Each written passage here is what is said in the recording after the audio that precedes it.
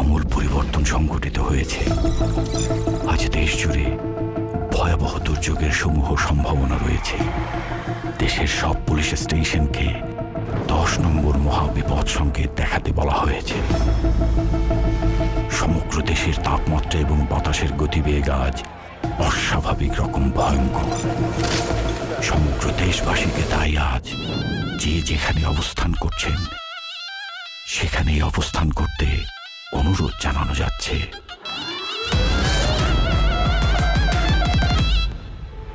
When I cry, you know why, 'cause the man turned over.